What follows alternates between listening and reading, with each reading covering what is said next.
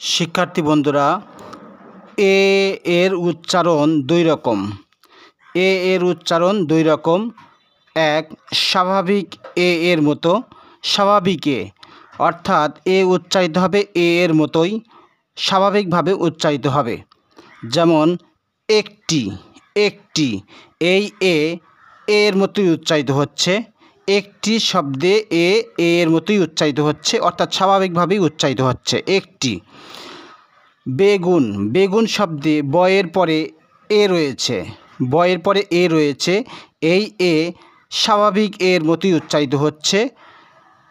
এভাবে cake, cake শব্দে কয়ের পরে এ রয়েছে, এই এ স্বাভাবিক এর মতোই উচ্চারিত হচ্ছে।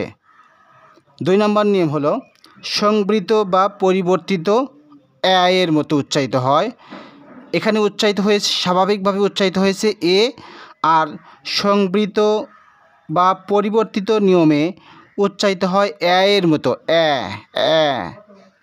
যেমন এক, এক, আমরা কি কখনো বলি এক?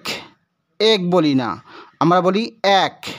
তাহলে এই এ উচ্চারিত হয়েছে এর মতো, এর মতো উচ্চারিত হয়েছে, অর্থাৎ সংবৃত বা পরিবর্তিতভাবে উচ্চারিত হয়েছে। এভাবে খেলা, খেলা, আমরা কি কখনো বলি খেলা? খেলা বলি না, আমরা বলি খেলা। এই এ উচ্চারিত হয়েছে এর মতো। এভাবে কেন, কেন, আমরা কিন্তু বলি না কেন, কেন বলি না, আমরা বলি কেন। এই এ কীভাবে উচ্চারিত হলো?